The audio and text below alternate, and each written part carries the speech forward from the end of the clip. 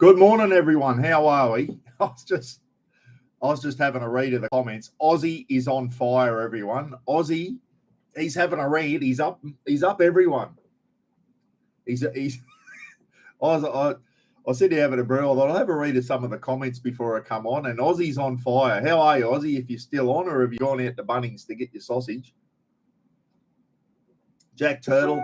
Tell you what, I only just made this, guys. I've got an admission to make. At 8:36, I went, what's the time? Shit! Into the shower, cup of coffee, and straight on.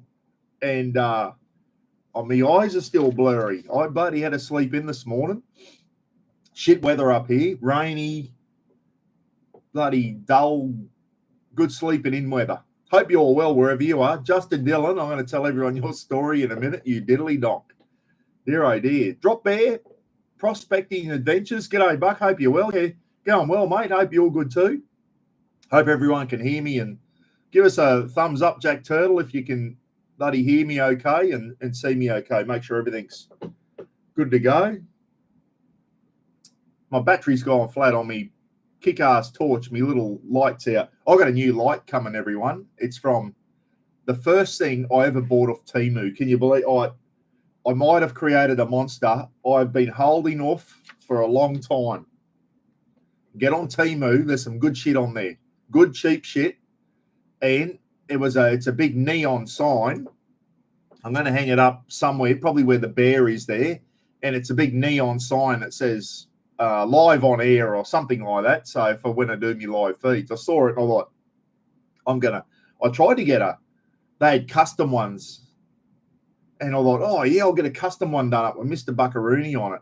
Then the price came back. They wanted $800 or something. I said, I thought it was $50. They said, no, that's just the deposit. I said, stick it in your ass. I'll just get a $30 one then. And it says on air or something. So it looked good in the background. I like spending my money. Yeah, I know, Lukey. You need to come up here and be my bank manager and bloody control my spending, mate. But yes, I am. I'm as bad as Steve Fuller. I love buying shit. Who's the worst spender, me or Fuller? I think Fuller's got me covered. Mike Blakely, now listen. I hope it's only early. It's only not even 9. I snuck on a couple of minutes early, everyone. Hope you all got a coffee in your hand, except Mike Blakely. It's bloody Saturday night over there in the US. Mike should have a Guinness in his hand. But he reckons even that's getting expensive over there. Watch out, Mike, with your bloody tariffs over there, mate. You won't be able to afford a Guinness soon, the way he's tariffing everything. How much tariff did he put on Ireland? 47% or something? God, we're going to talk about that soon. Won't go right into it, guys. But it's dominating the news, isn't it? But we'll talk about the big orange fella soon and how things are going. I'd like to hear how things are going over there, Mike. Have you noticed any changes yet with the price of stuff and all that type of stuff? Well, sorry, morning, everyone. How's the barbecue king going? I'm going all right, mate. I'll tell you, the weather nearly beat me last night. I tell you, I had to bring the roasting out of the rain. She bucketed down, and it was pissing down all night, guys. We had very, very heavy rain here last night. Still drizzly, shitty weather now. I think if we're going to get the caravan out, we're going to have to get out of Dodge and get off the Cassowary coast and get away from the rain, because it just hasn't stopped there. Remember weeks ago we're having all the floods and all the big rain. It hasn't stopped raining up here, guys. Not flooding rain, but we've had 2 fine days that I can remember in the last couple of months. Like 2 fine days where I've had a chance. I still haven't had a chance to do the front lawn yet. I got the back done. I haven't got the front done yet. So, yeah, it's still raining up here. We're going to have to hook the caravan up and head west or head south. Speaking of floods, I saw a picture of Birdsville last night. My goodness, you should see the water out there, everyone. Unbelievable. The Birdsville township's just like, it's like a little lump in an ocean of brown water. Unbelievable. Anyway, 6 to 12 months, all that water will end up in Lake Eyre. You're watching the news in about I don't know, 6 to 12 months' time, guys, Lake Eyre will start filling up, and it'll be all the floodwaters out southwest Queensland flowing down. They'll flow down into South Australia and fill Lake Eyre up. Happens about once every 10 years. Normally Lake Eyre's bloody dry, isn't it? Big salt lake. But when it does fill up and it comes to life with bird life, and it's incredible. Be good to fly over Lake Eyre when it's full. Be really good. Brad Howell's on, is he? Aussie's back from... Have you been to... Yeah, I know, Aussie. We'll talk about that roast soon. Have you been to Bunnings yet? You're on fire at the start. I was reading your comments. You were absolutely on fire, mate. You should come on a live feed with me one night, and we'll both have a rant. I reckon it'll be a good night. Both of us ranting. Everyone loves a good rant, don't they? They either love it because they agree with you, or they love it because they can argue because they don't agree with you. Greg Campbell, hey, Brad, we just had rain in our areas down there. Tell you where it does need rain, everyone, is apparently South Australia. Very, very dry down there at the moment. So let's hope some rain gets down into South Aussie. I'm sure the northeast part of South Australia would have copped that flooding rain because it was coming down over southwest Queensland. One would think northeast South Australia would have copped some of that as well. So Gidgey's on. G'day, Gidge. How are you? Here's a violin. Here's smart ass. If anyone's going to have a crack at me about something, you can guarantee it'll be me brother, everyone. I'll tell you what.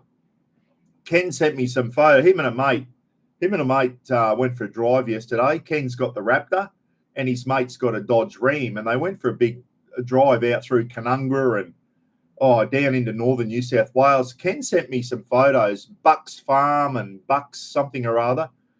And even Ken said, I've been out around here. Just incredible. Ken, was that over the border from Killarney down through that area? Ken said it's some of the most beautiful countryside he has ever seen. He sent me some photos, and it looked amazing. That northern New South Wales, but inland a bit. It just, when you go over the border from Killarney, I went over there once, and just incredible countryside down there. Give me brother a fishing rod. Yeah, morning everyone. That's Aussie, sorry. Ty Fenwick's on. G'day, Ty. How are you? Saying g'day to everyone there. Chindera, I think it's called. Yeah, never heard of that, Ken. Chindera. Anyone know where that is? It's in northern New South Wales. Brad saying Toffee's in South Australia at the moment and very dry. Yeah, I've seen a lot of stuff on the news. They reckon South Aussie is going through a very bad drought at the moment, so that's not good. It's funny, like bloody parts of Australia are flooding and other parts are in drought. It's a big country, isn't it? A bit like the USA. Tell you what, the USA's been copping. I've seen a lot of the shorts coming up of those tornadoes. Must be tornado season over there. A lot of them touching down in Arkansas. Wow, they are scary. They are scary, scary things. And luckily, they're only small, I guess, as in size, compared to a hurricane or a cyclone, which can go for a couple of 100 kilometres. These things just precise, but wherever they hit, they destroy. They are scary things. And I'll tell you what, if you saw one of them bearing down on your house, it'd be even scarier at night when you can't see where they are. All you hear is the sirens.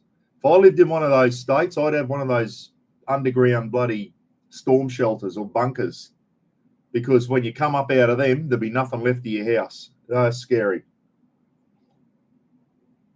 All that coffee's going down well, everyone. Half inch here till April, average just over 4 inches. Yeah, well, old bloke, they said on the news the other night, March was the wettest March in 100 years for far north Queensland. And a lot of parts of far north Queensland got well over a metre of rain. That was just for March. So we measure it in metres up here. Hope you're well, Mike, over there in Colorado. Yeah, that's why it's called Tornado Alley. I asked Mike once, I said, are you in the what do they call the tornado zone, twister zone. And he said, I think Mike said he's just off it there in Colorado, but anywhere, Texas, Oklahoma, Tennessee, Arkansas, did I say Kansas? Yeah, that's all that tornado alley. It's scary, scary stuff. You get down to Florida, it'd be like living in North Queensland. You get the tornadoes, not the tornadoes, what are they called? Cyclones, not typhoons, hurricanes. 3 different names. Hurricanes in the USA, cyclones down here, and what was the other word I said? I forget now. The things that they have in Asia, Korea and bloody all that, typhoons. So it's got 3 different names. And then you've got your tornadoes. We've had a few little tornadoes. One went through Townsville once. Just a strip early morning and just ripped the roofs off a strip of houses in Townsville and then went out to sea. And they reckon from the air you could see the path it took, the strip. So we do get them here, but I don't think they're anything like those big ones that they get in the United States, thank goodness. And at least with cyclones up here, we're in cyclone alley up here too, but at least we get lots of warning. They tell you when they're forming up, and we've got days to prepare. And you know, the Bureau of Meteorology, the BOM, they let you know where they're going to hit or where they think it's going to hit. So you've got time to prepare for them. With those tornadoes, you haven't got time to do anything except don't even have time to hide, some people. Have I got my rig set up professionally? No, I did on the old one, mate. I'm lighter now, mate. I've had a GVM upgrade to 3,500, and that Caravan, the Jayco Caravan, is about 300 kilo lighter than the Sirocco, mate. So even though it's a bigger Caravan, it's a lot lighter. I was legal with the Sirocco, so I'm definitely legal. I haven't had this one professionally weighed, mate, but I'm well under my GVM and GCM. I had nearly 350 kilo tow ball weight on that Sirocco. It was bullshit. There's nowhere near as heavy. So I've got a bigger and lighter Caravan now, so I'm good. I did have it professionally weighed, my old setup, mate, which was a heavier setup than what I've got now. So I'm definitely legal. So I'm not going to go and spend money to get professionally weighed. I have put it over the scales, and I will do next time I go to Townsville. There's a set of scales near Rolling Stone, just north of Townsville, and I can put it over there, mate. And I did from memory, and I was well under. So I'm not. I'll tell you now, if I didn't get the GVM upgrade on my BT50, I would be over. I went from 3,200 to 3,500. If I didn't get the GVM upgrade, I wouldn't be legal. If you have got a 4-wheel drive, everyone, we've talked about this before. Yeah, squirrel, Brad. I have a lot of squirrel moments. If you've got a 4-wheel drive and you go and add on draw systems and canopies and bull bars and winches and UHFs and side rails and roof racks, like I've got on the BT50, I've got all the fruit bolted on there, and then you go and add on the tow ball weight of a Caravan, you will be over GVM, everyone. And that is why Brad Howell is keeping his Dodge Ram stock standard. Because if Brad goes and adds all that shit onto his Dodge Ram, he too will be over GVM. Even though they've got a big tow capacity, the Rams, 4,500. So you add all that shit on, and then your tow ball weight, and bang. Those Dodge Rams, everyone, don't have a big payload. For the size of that vehicle, they don't have a big payload. Had a less payload than what the BT50 had. Aussie said, I saw a BT50 towing a tandem van yesterday, not sure of the van size. Yeah, those dual cabs like BT50s and D-Maxes and that, they can tow your big Caravans if they're stock standard, mate. But if you like my 4B, I've set mine up for touring, and I've added a lot of stuff onto it. If I ever get another 4-wheel drive, it will remain very close to stock standard. I won't be putting bull bars and winches and all that shit on there. It will stay fairly bloody stock standard, because once you add all the stuff on, guys, and then your tow ball weight, you will be over GVM. Make no mistake about it. And when I was on my trip down into Tassie in South Australia, Ros and I, our half lap, I'll call it, the amount of people I saw that were overweight, I used to say, mate, some people didn't even know what the weight was. They just drive with their head up their ass. We've gone through this before. Lukey's got to go. Has he? See you, Lukey? Or Brad's going? Oh, Brad's got to go. Brad's busy. See you, Bradley. Hope you're well, mate. Say good day to Mary for us. Hope everything's good. Hey, Jordan got his book the other day, guys, his raffle book. I had it sitting here, and I sent Jordan a message. I said, mate, where am I sending this book? He said, I forgot all about it. He paid about $500 for it and forgot about it. So I could have re-auctioned it off, Jordan. So anyway, Jordan's got his raffle book, and I'll tell you what, what's the date today? The 13th of April. I think Brett from SMG guy said about the 16th of April, rings a bell, that the ship might be getting in. So Nicky Slade said we stripped out all the drifter system. Yeah, I know. Draws and all that type of stuff.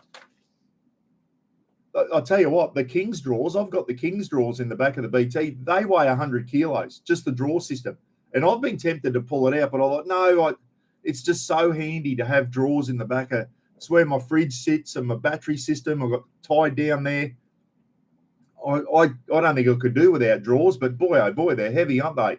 Be nice if they could build some good drawers out of, not composite, I don't know, just like a hard plastic, like a hard, I might be onto something here. Get recycled plastic, but really strong, high-density plastic, light, and make drawer systems. You get that real hard, strong plastic, like they make bloody park benches and that out of it. If you could get something like that, make drawer system out of there, tough and light, that we might be onto something there. Might be onto something. The lack of load capacity is why we start towing with 3/4 ton trucks. The F250 or 2000, nothing smaller. Yeah, exactly right, mate. Exactly right. The 250s. Brad's got the 150 Ram, the 1500. Sorry, not the 150. I'm thinking of Fords. The 1500 Ram, and its payload is way under a ton, mate. Way under a ton. I was quite surprised with how little payload the Dodge Rams have, the 1500s, and that's why Steve from Mud Ducks Touring guys went to a Ram 3500. He went the full hog. Mud Duck went to a 3500, Mike. Now, they are a light truck. And you have to have a light truck license to drive them here in Australia. Got to have an LT driver's license. LR, sorry. Light rigid driver's license. Have you seen decked drawers, Buck? They make them for the BT50. No tie deck, but I'm going to check it out. They'd have to be lighter than the King. Here's the story for you. When I first got those King's drawers, everyone, put them on the back of my brother-in-law's ute, Vinny, Roz's brother, getting them off, I went to move it, and I tore whatever that is up in my bicep, and it just went twang, and even Vinny heard it. Vinny looked at me, and I just went, I've done something to my arm. And I tore a tendon down here in my bicep, and it was rat shit for about 18 months. And that was lifting those damn King's drawers on and off the ute. They are very, very heavy. Ty said I was at Steve's last night. He's done a great job on his Ram. Looks tough. Oh, so you're at Mud Ducks last night. Oh, I hope he's going. Yeah, what a wonderful setup. That 3500, it is a beast, an absolute beast. Who else got one? Dave from not out there touring, I think. He's got a big 3500 as well. Yeah, Steve said he saw Mud Duck's 3500 in Kingaroy with the van on the back. So, yeah, Mud Duck went all in. He didn't hold back, did he? He went all in on that build, and absolutely incredible. Absolutely incredible. That's what he wanted to do. Good on him. My 2002 and Oh, so you've got the Aussie's got the Tug 4, the Caravan mover, the same as me. Yeah, they're not cheap, mate. I was lucky. Aussie, I was lucky. I got a second-hand one. Well, a brand new second-hand one. Someone in Townsville said, we've got the Tug 4 sitting in a box. We bought one, and our circumstances changed. We've never used it, and I picked it up for $1,000, mate. All it did was cost me a trip down to see Mum in Townsville and grab it. It's the best thing. That, guys, if you're having trouble moving your caravan in tight spaces or whatever, or down the side of your house and that Tug 4 is the best thing I bought. I know they're not cheap. They're $2,500 delivered. They're about $2,000 to buy, and you're looking at $500 delivery because they're big, heavy items from Western Australia, made over there in West Aussie by Kim, who I went and saw his workshop when I was over in Western Australia. But they're good. That's just solved. I can safely get my van down and back the side of my, the house now, mate. I was stressing out because the van's a lot wider than the old Sirocco. And anyway, that's just saved me. That Tug 4 is the best thing. It's just a brilliant bit of kit. It really is. Hey, let's get into some footy scores, everyone. That's a bit of a 17-minute bloody say good day to everyone. Yeah. So Bradley was off. What do we got on? 96 on. Good stuff. Hope you're all enjoying your weekend so far, everyone. So the footy scores. Thursday night, big upset. Thursday night. Well, was it an upset? Sorry for all you Victorians. I'm going to talk rugby league here, but not for long. The Dolphins, 30 over the Penrith Panthers, 12. Penrith Panthers, for you non-rugby league people, won 4 competitions in a row now. I don't think that's ever been done in the modern era. Boy, oh boy, aren't the Panthers struggling this year. But I'm not writing them off yet, guys. I'm not writing them off. Cleary will turn that team around and they'll click. They'll start clicking. They'll start winning some games and they'll be up in the top 8. Don't you worry about that. Don't know if they'll win the competition this year. They've lost a lot of good players. But they still got a lot of good players in that team. And, Jerome Luai, everyone used to go, oh, Cleary's the thing. But without Jerome Luai, Cleary is nowhere near as good, is he, without Luai beside him. So those two are obviously a really good combination. Jerome Luai's gone to the Tigers now. Cleary's not struggling, but, yeah, I don't know if you lost a bit of confidence or whatever. But Panthers will bounce back, guys. But Hammer got 3 tries. Hammer 3 tries. And good to see Hammer needs to get involved. We need to see Hammer hitting his straps because Origin's not too far away. And we need to beat the filthy cockroaches, everyone. Queensland, we need to bounce back this year. I love Origin time. The banter. Wait till Origin gets here, guys. The banter you'll see between the Queenslanders and the New South Wales. We've got a wolf in sheep's clothing in the thing here. He pretends he's a Queenslander, but he's got a Blues jersey on underneath. And his name, I won't mention his name, but his initials are Stephen Fuller. He is a wolf in sheep's clothing. He's a filthy cockroach supporter, and he lives north of the border, guys. Watch him. Don't trust him. He's got a blue jersey on under those bloody clothes that he wears. Dolphins 30, Penrith 12.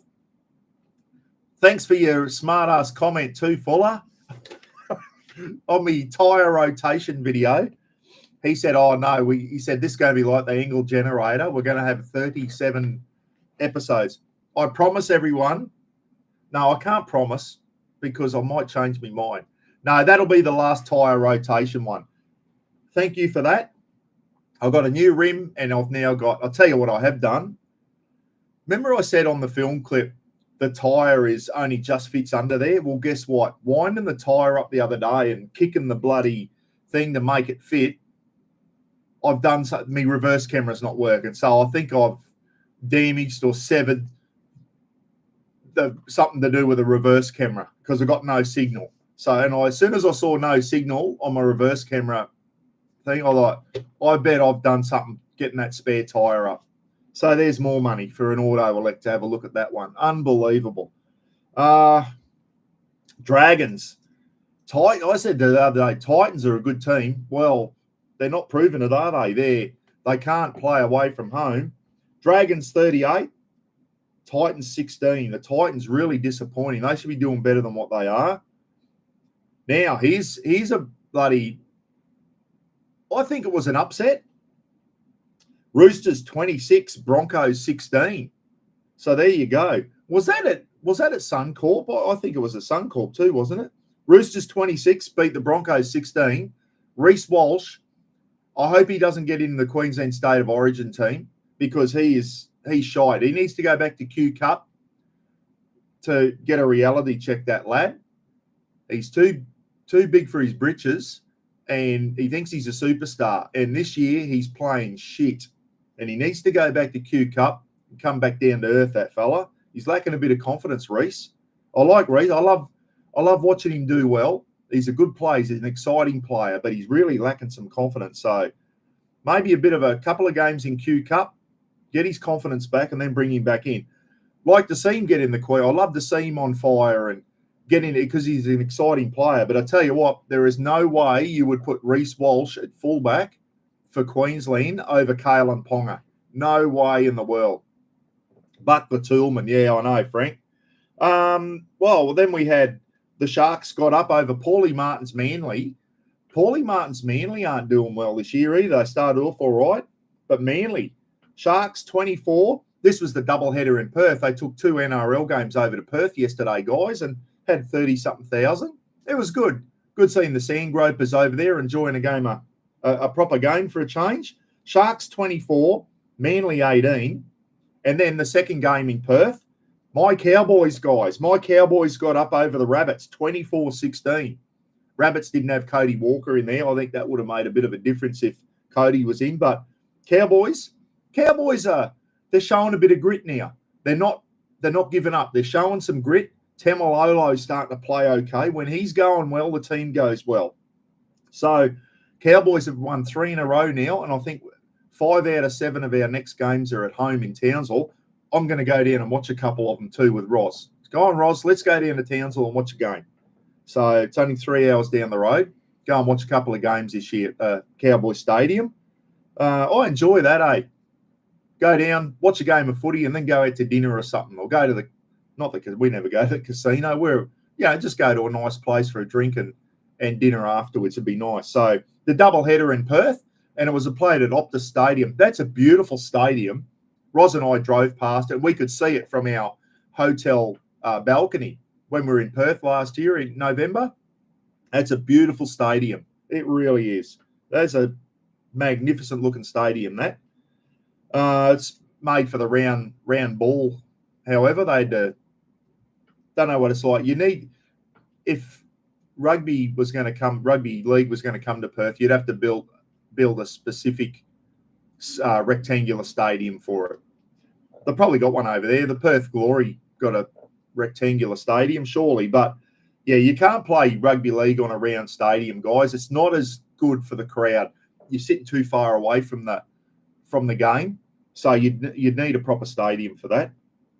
But just for a double header, for a one-off, and the second state of origin this year, guys, is over in Perth. So if you're over in Perth, if you're watching from over there, Mr. Bullet, get your ass to an origin. Watch a real game of footy, mate. Get your ass to second state of origin. First one's in Brisbane. Roz and I yesterday said, I've never been to a state of origin, and I've only ever been to one because it came to Townsville. I said, come on, let's book some airfares and get our ass down to Brisbane and watch the first state of origin. So I think we might have to work on that today and take the plunge, buy some tickets and get some airfares going and have a long weekend in Brisbane at the Origin. They're fantastic, aren't they? State of Origin. There's just no better footy, I don't think. So anyway, there's a doubleheader in Perth. Then Canberra Raiders. Where's Marky Lavelle? Is Mark on? Marky's Eels. They had a win and now they got flogged last night. Marky's he's gone missing in action. Can we do a welfare check on Marky Lavelle, everyone? Because his Parramatta Eels got trounced last night by the Canberra Raiders, 50-12. Come on, Parra, you can do better than that. Parra's been down the bottom of the ladder now for a long time, guys. Back in the 80s, they were the big team. Them and Canterbury were the two big teams in the comp, and now Parramatta could not beat Eggs. Dear, oh dear. They've got some good players in there. What's Addo Carr doing? Absolutely nothing out there on the wing. He is overrated, that bloke. And today's games, guys, Melbourne Storm and the New Zealand Warriors in Melbourne, and apparently that game is booked out. That is totally booked out. There'll be a lot of Warriors supporters at that game down in Melbourne. And then the second game today is for all the Novocastrians on there, Newcastle Knights versus the Tigers. That will be a very, very good game. That'll be a top game. I'm looking forward to watching that one. So, yeah, Knights, Tigers, and Storm Warriors today. Cowboys are slowly creeping up the ladder now. They're on 12th and going forward. So,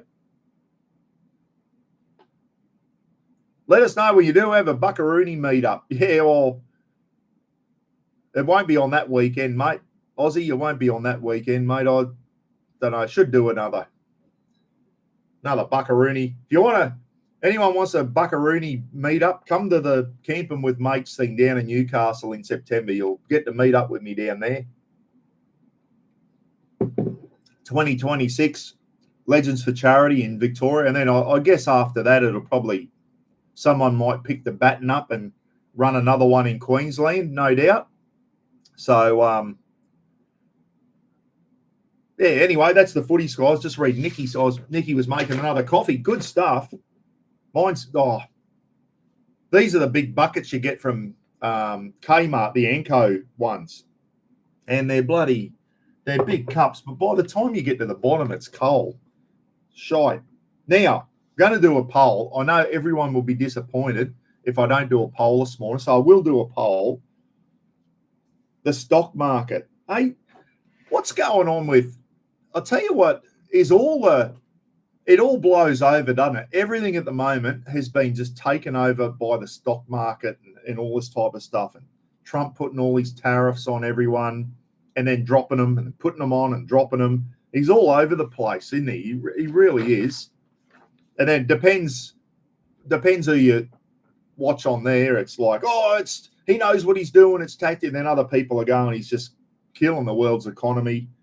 I don't know. I don't know enough about it. But I know him and China ain't backing down to him at the moment, which is worrying. But anyway, if I was the Australian Prime Minister, I'd be on the phone. If I was the Australian, maybe the Trade Minister, I'd be on the phone because this is exactly what America, here's our time to get a bit of payback, Mike. There's nothing against you, Mike, but this is a bit of payback. Remember when Scott Morrison was the Prime Minister and he said, we demand an investigation into COVID, where COVID came from. The Chinese got the shits with Australia big time over this because ScoMo kept poking the bear and kept pushing for an inquiry into the origins of COVID. Trump called it early. He said, come from a Chinese lab. Trump was on the money and he wasn't frightened to say it. Chinese didn't do anything to Trump, but ScoMo goes, we want an investigation into where COVID, did it come from a lab or blah, blah, blah. So China went, get this into Australia. We're going to tariff the shit out of you. And they tariffed our grains. They tariffed our wine. I think they tariffed our beef. I can't remember exactly what they tariffed now. I know grain was one of them and wine was definitely one of them. Well, guess what America did? They came in and went, hey, China,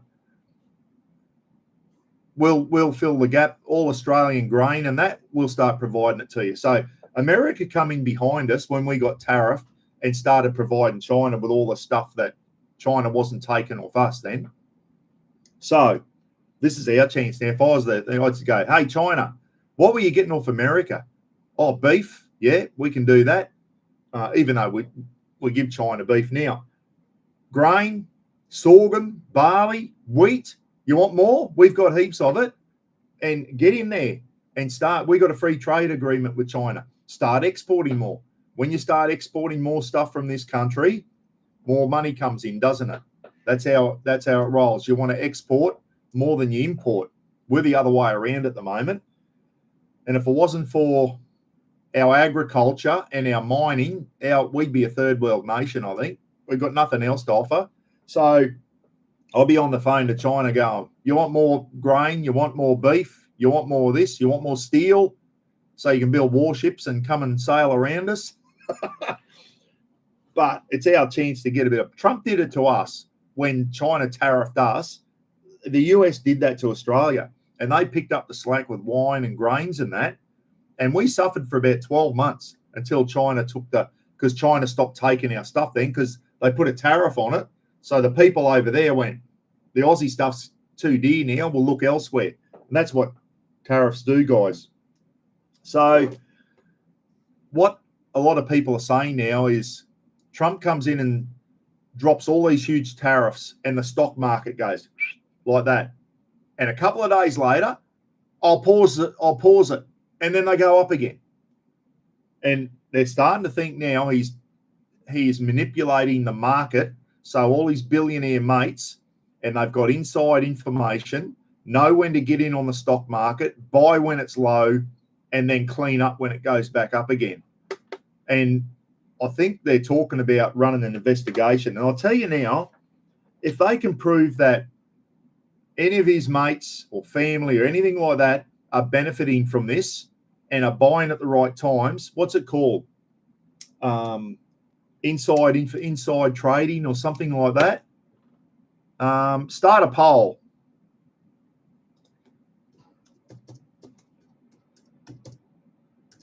Then you. Did I? You know when you type and you feel like you've hit the wrong key? Oh no, I got that.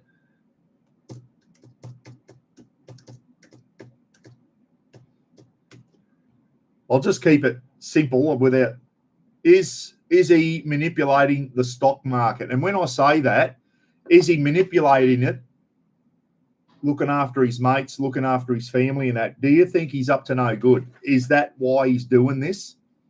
Do you think he's doing it?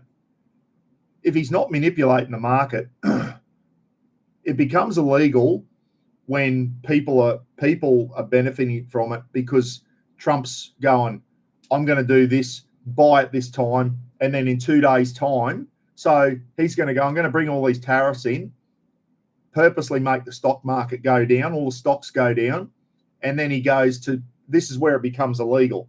Then he says to people, then I'm going to pause the tariffs in 48 hours. So get in these 48 hours, I'm going to pause the tariffs and they'll shoot back up again.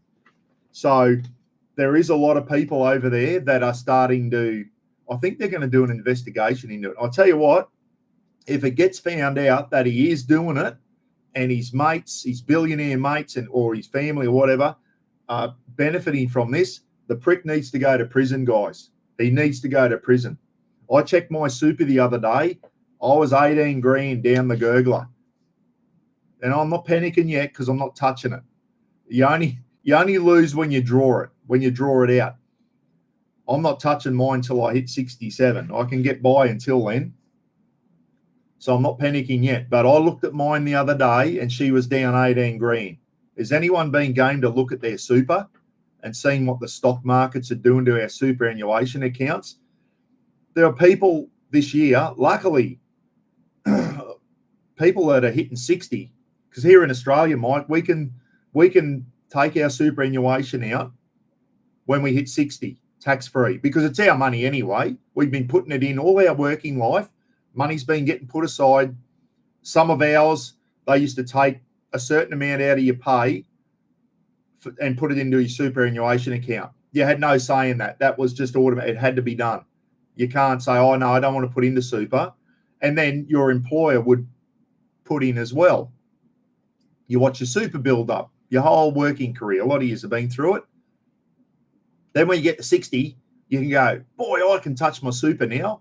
If you want to retire early and use your superannuation to fund your retirement, which is what it's there for.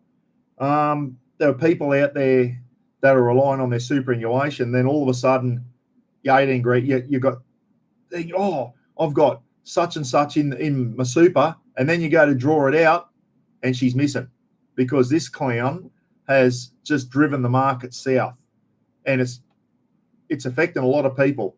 So I'm not panicking yet, guys. I'm not touching me super yet. You only lose when you draw it out, eh? I'm keeping mine in there.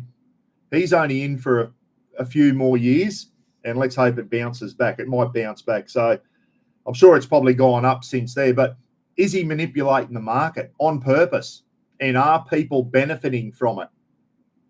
You know, if he says to all the, and you know, he's in the big billionaire club, he's got all these billionaire mates and all that.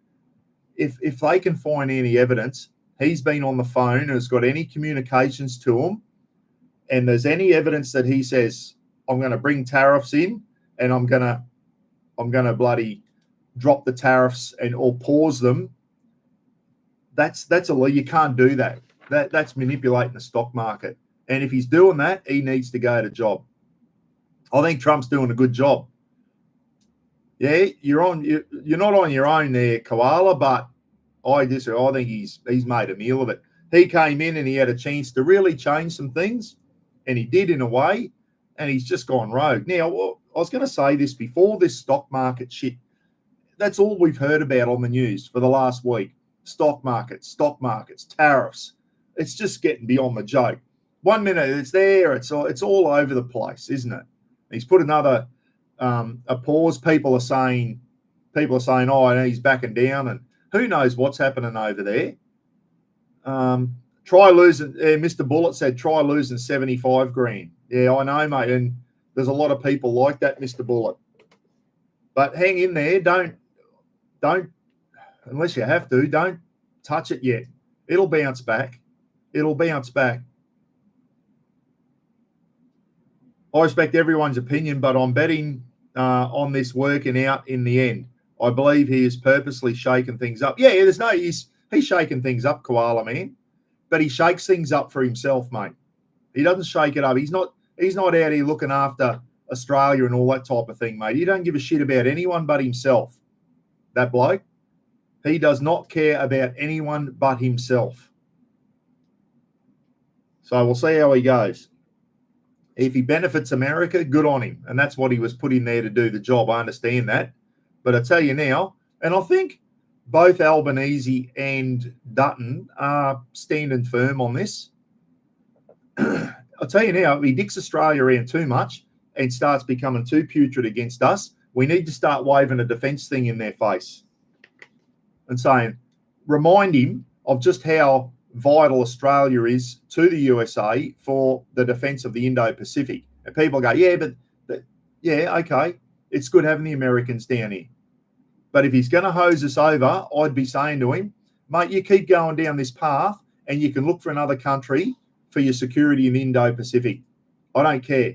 You can cancel AUKUS. It'll probably get cancelled anyway. Who knows?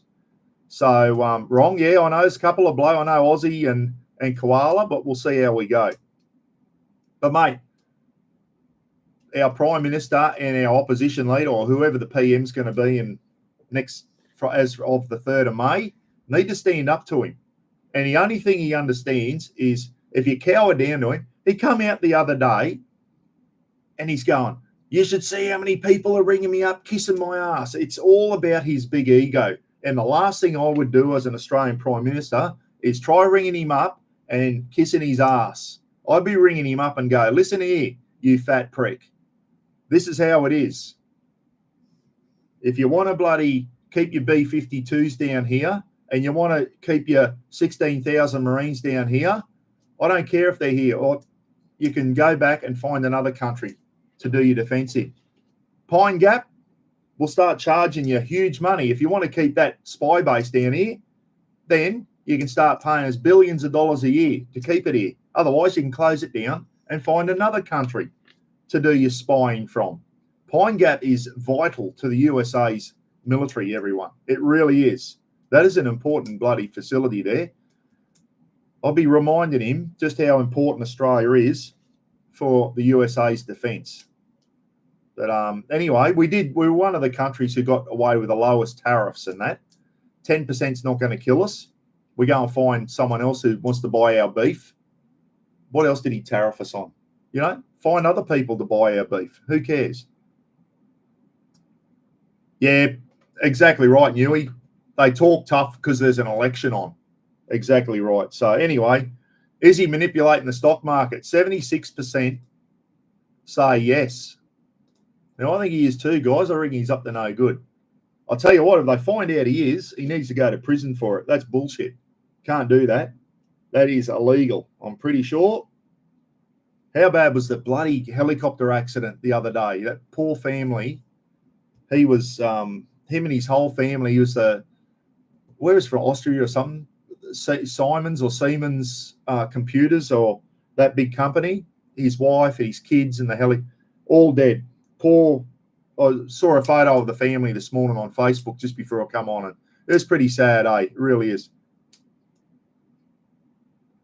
We don't buy any US beef, so why is it unfair? Well, we shouldn't, mate. Why do we need to buy US beef, Steve? Why do we need to buy US beef, mate? We don't know where it's come from. That's the reason we don't buy it, is because of our biosecurity laws, mate. A lot of the US beef apparently is processed in, well, you'll know, they don't know if it's from Mexico or bloody the US, and that's why we don't buy it. One, we got better beef here. So, no, he's putting a 10% tariff on us, mate, because we don't buy our beef. Yeah, but he still put a 10% tariff on it because we don't buy their beef. We don't need to. And their pork. We got enough of our own. And the main reason is they were explaining on the news the other day, is apparently they don't know, or the USA can't confirm exactly where if that beef has been through a bloody Mexican abattoir or not. That's what they were saying on the news. But I don't, Steve. I watch Fox, mate. I watch Fox and Sky. I don't watch that stuff.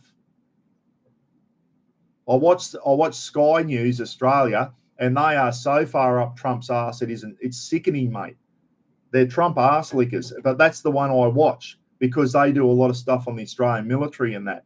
You talk about one-sided, mate. Have a look at bloody Fox, and even Fox are turning on Trump. Even Fox are turning on him at the moment. So anyway, we'll see how it comes out. Back onto what I was saying, all the other stuff seems to go by the wayside. The Gaza peace deals. What's happening with that now? Ukraine, Russia. They don't hear much about it anymore. I know Trump's come up and said, oh, Putin, you've got to get serious about what's that? It's just all, since all this stock market stuff's going on, Gaza, don't hear much about that anymore. Ukraine, Russia, peace deals. I know they're still working behind the scenes. What else was the big thing? Just, I don't know, other stuff's gone by the wayside, hasn't it? So anyway, what happened to him? I'll stop the Ukraine war the day I become president-elect. Well, that's been and gone a long time ago, and that war is even nowhere near closer to finishing at the moment. And we all hope it does come to a stop. But what's happening with the rare mineral deal? Has that been signed yet? That's gone quiet. You don't hear much about all this. It becomes a big thing, and then you don't hear about it. Maybe the stock markets next week, and that we'll never hear about that again either. Who knows? Who knows what's going on? You don't know what's coming from 1 minute to the next. So what's going on with the Canadians? The Canadians and Americans still, has he dropped any tariffs on the Canadians, or is that still all going ahead at the moment? I know the Canadians were standing their ground, and so they should. Smoke and mirrors. Yeah, we'll see what happens, mate. We'll see what happens, but it affects us all, mate. When you see your super go down by 18 grand, it affects everyone. And everyone in here that's got superannuation, I don't know if you've been in there and checked it, but mine wasn't looking pretty 2 days ago when I checked it. But it's only ugly when you go to draw it out, isn't it? And as Mr. Bullet said, what was he down, 75 or something? Holy dooly. The media stopped talking about it. Well, that's right, mate. And because other things come up, Rob, other things come up. The stock market, and let's face it, the stock market affects the whole world, doesn't it? And he's put these big tariffs on, but he's gone and, except for China, he's gone and paused them for 90 days, I think it was. So who knows what's going to happen after that? He's trying to get people to come in and negotiate with him, and he'll probably people will come in, he'll make out some sort of fairer deal for America, which is why he's doing it. But to get there, he just throws the whole world into turmoil. Anyway, he's a bloody narcissist. I used to like him. I don't now. I'm off him. I think he's just bloody, yeah. And that little blonde thing that sits out there, and President Donald Trump this and President Donald Trump that. She's pathetic. She really is. Mine's down 10,000. Not worried one bit. Steve, yeah, I know, mate. It's only a worry if you get about to draw out on it, isn't it? They'll bounce back. It's up. Ty saying it's up to people to protect their own super. Also, set and forget is not how you trade. If your super is set up the right way, yes, you'll lose. If it's not set up the right way, you'll lose money. Yeah, mate, I'm with Q Super, which is like the Queensland government one, and I've always been in government jobs, mate, mainly. So you just rely on your super mob to do the right thing by you, don't you? And you just want to see your super keep going up. So when you finally do draw it out, you've got something in there to retire on. Won't stand still. G'day, Paul. How are you, mate? Hope you're well. If you haven't seen that Won't Stand Still, guys, Paul over in Western Australia, we did an interview the other day on retirement, but there's another one coming out on charity type stuff. And Paul's trying to get the West Aussie YouTubers to get a big charity thing up and running. And we've been talking about that. And I think Paul's starting to realise that there's a lot of YouTubers over in West Aussie that are just in it for themselves and aren't interested in charity. But there's a couple of blokes over there, Paul, they'll pull it off, mate. But you've got to wait for Cam to get home, I think. And then him and Pete will bloody grab the bull by the horns and do a good charity event. If a few percent bothers you, the stock market's not for you. Yeah, I've never really got into the stock market. All I know is that they used my superannuation in the stock market, mate. When the stock market's going well, your super goes up. If it's going down, it goes down. But at the moment, she's going down. Stock market's like a yo-yo, guys. They're up and down all the time, aren't they? But he threw her into turmoil just recently with all those tariffs. Shit was going on all around. It's not just Australia. It's all around the world, guys. So anyway, it'll all bloody rocky seas or whatever. It'll come out the other end, hopefully. And, you know, if Trump can sort out a better deal with some countries and both countries come out and are happy with it, then it's all been worth it. But I feel sorry for the people who are about to draw on their super right now and are relying on it. They're taking a big hit. So, but anyway, if you don't need, it's probably best not even look at it. Wait till the turmoil's over and wait till you're about to retire. Oh, mate. What a fat piece of shit he is. Koala man, Clive Palmer. I'll tell you now, mate, I used to work at the Townsville prison, and a lot of boys that worked there came from Yabulu Nickel Refinery, which was Clive Palmer's. And I tell you what, if any of those boys ever see that fat piece of shit, they'll put one on his chin, mate. There weren't a lot of them that liked him, let me tell you. He left them in the lurch and didn't pay him out. And now you never hear about the prick.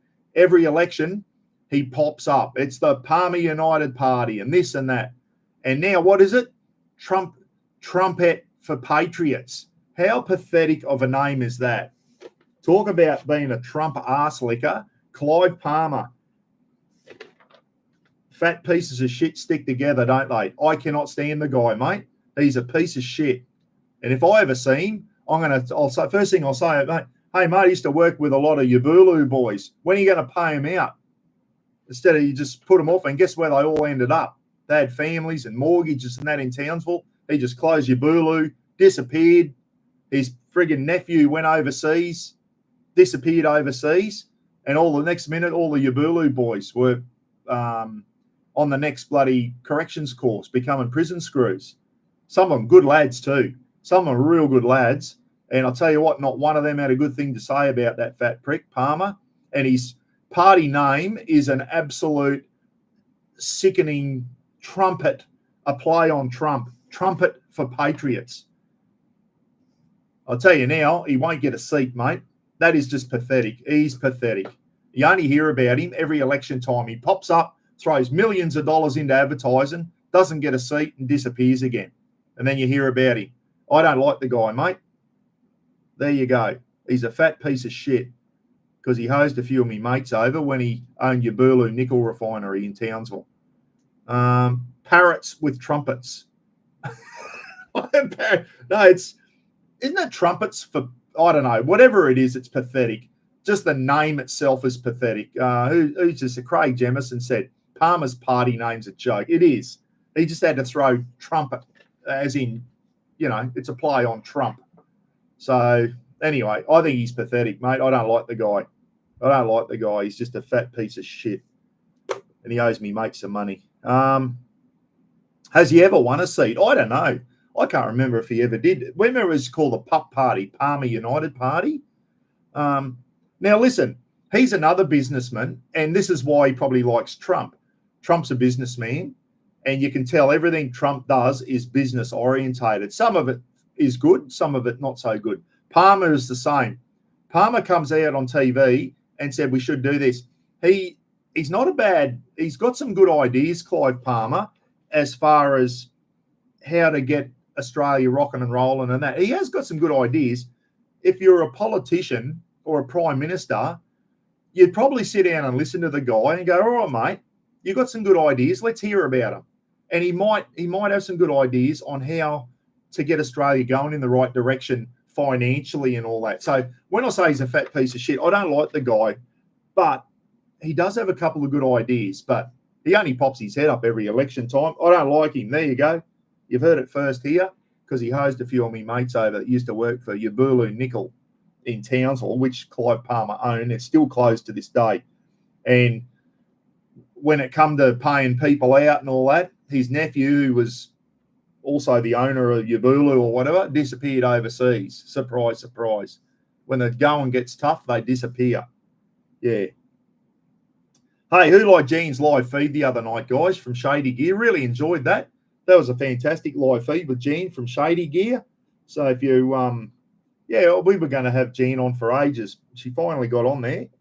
Now, listen, the other thing too, Brett rang me the other day from SMG and said, Buck, I've had about 7 inquiries in the last week about your merch. Now, I don't do merch, guys. It's been and gone, but the old original Buckaroony shirts, those ones there, okay, which is about 1,300 of them out there somewhere all around the world. Brett can do them, guys, and Brett's got the design and everything. So if you get on smgsports.com.au or info@smgsports.com.au, there's about 11 different colours. That's the lime green one. Looks pretty good. There's blue, maroon, all different colours. Orange. The orange one looks good. Purple. They fade from the bottom. There's a black one too, I think. So Brett can do them, guys. Yellow. The yellows look good. The yellow and the lime green. Steve wears his yellow one for Friday thing. They've got to have a bright coloured shirt because he's working near forklifts and that. He wears his yellow Buckaroony one. So Brett from SMG said, Buck, I've had about 7 inquiries this week about Buckaroony merch. I forgot all about it. Brett can do them, guys. So get on to Brett if you want a Buckaroony shirt. And I said to Brett, I'm not doing it. He said, no, mate. He said, the profits, he said that the profits and that will still put towards a charity. And the way we used to run it is when Brett got $250 profit in the kitty, he'd let me know, and then I'd run a little live feed giveaway, and we'd give it away to an animal shelter or something like that. So I said, everyone's got a shirt already, but then I forgot. That was all done on my old channel, guys. Then I reopened. I've got a lot of new followers now that weren't around in the old days when I was doing all those shirts. So if anyone does want a Buckaroony shirt, there's a lot of different colours, all nice looking colour. The maroon one looks good, the blue, the yellow and the lime green and the orange, the real bright ones look really good. When I was at Harvey Bay, guys, I was really proud of this. I was up on stage one day talking to everyone. I looked out into the crowd, a couple hundred people, and every second shirt was a different coloured Buckaroony shirt. Geez, it looked good. It looked good seeing all the different coloured Buckaroony shirts getting around. So, yeah, should get Craig saying I should give the maroon ones away. The blue one's more like it, mate. So, yeah, if you want a original Buckaroony shirt, get on to Brett and he'll be able to sort you out. Hey, I've got a project going on out in the shed. I'll leave that one to last, guys. So I want to talk a little bit more about that.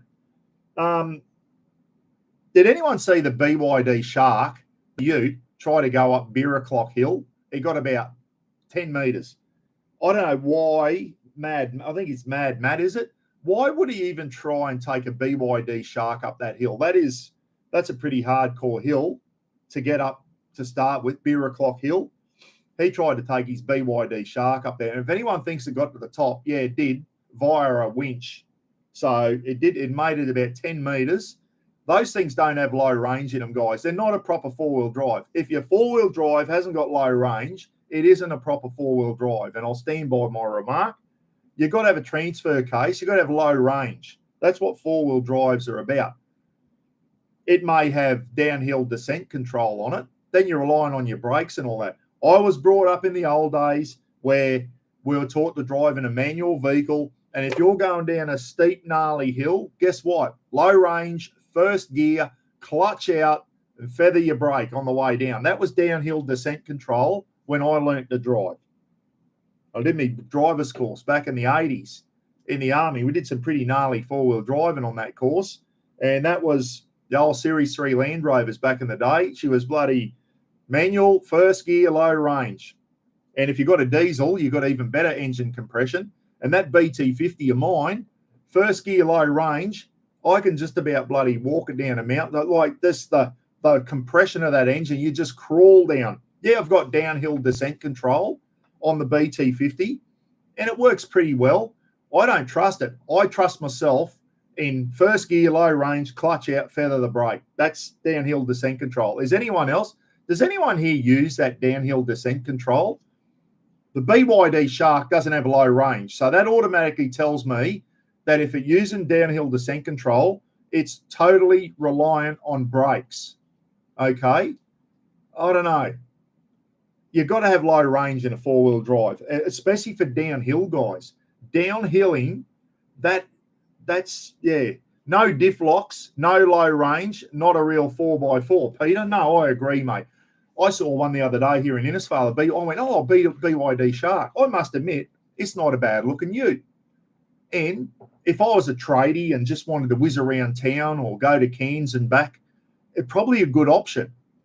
But if you want a ute to tow your caravan to Cape York or tow your camper trailer to Cape York or out to do the Simpson Desert or whatever, guys, that ain't the four-wheel drive for you, let me tell you. She's a city slicker's car. It's a city slicker's car. For an all-wheel drive, for a four-wheel drive that's only got high range, it's probably pretty capable if you compared it to a Mazda CX-5 or something like that. But it can't mix it with the four-wheel drives that have got low range and a transfer case, okay? I can see where it'd be handy for a tradie, having an electric.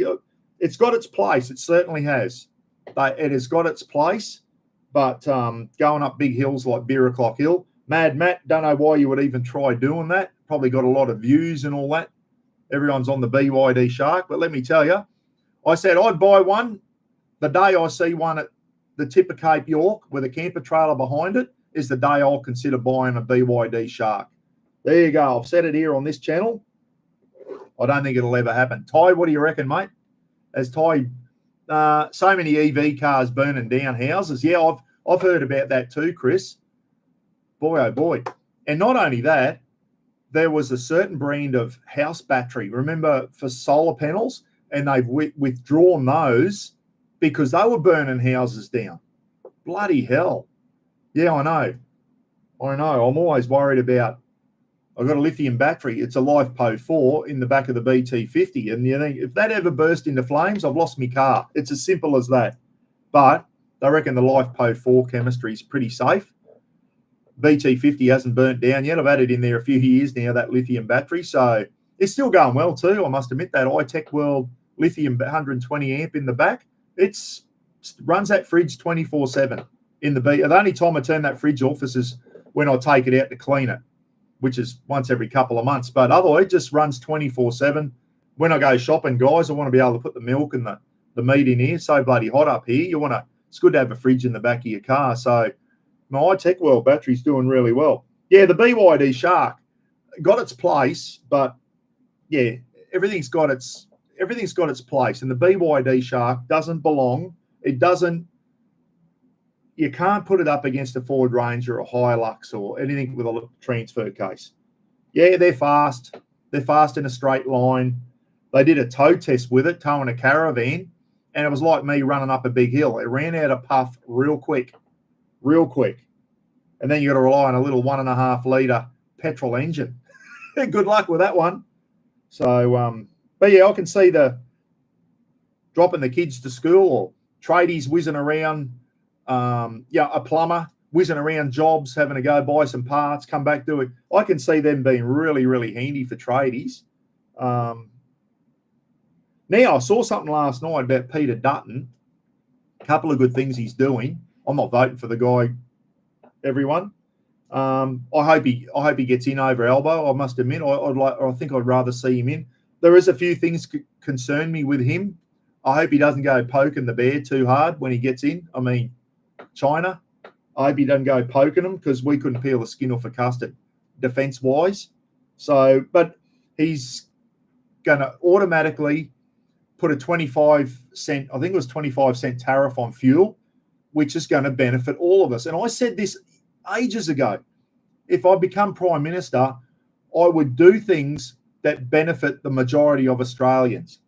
Let's think of a couple of things. Electricity.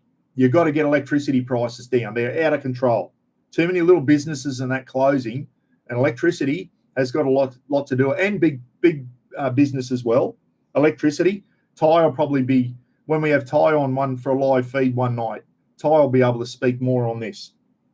And so he's going to subsidise fuel for 12 months. I'd like to see maybe after 12 months he brings the subsidy back a bit, but like just cheapen fuel up for goodness sake. And he's going to abolish tax on, if you want to buy a Ford Ranger or a Raptor or a bloody Dodge Ram, he's going to abolish tax on family cars and utes. Okay, and as you know, what was his name? Who's that peanut? The environmental minister. I forget his name now. He, if you want to buy a new Ford Ranger or something, he's going to tax internal combustion engines because he wants everyone to go to EV. I nearly had his name then. Help me out, everyone. What was it? Chris Bowen. Roy, thanks. Chris Bowen. Taxing the shit out of it. So Dutton's going to abolish tax on family cars and utes that run on internal combustion engines. So that's good news, isn't it? So people who go out and want to buy a new Ford Ranger or whatever can afford to do so now. It's going to cheapen the price up and not going to sting us. The tax went in to buy some a bottle of vodka or scotch the other day, and the price of grog, guys, for a 40-pounder, well, it's not even a 40-pounder anymore. 40-pounder used to be 11.25s. They're down to a litre now, so they've made the bottles smaller.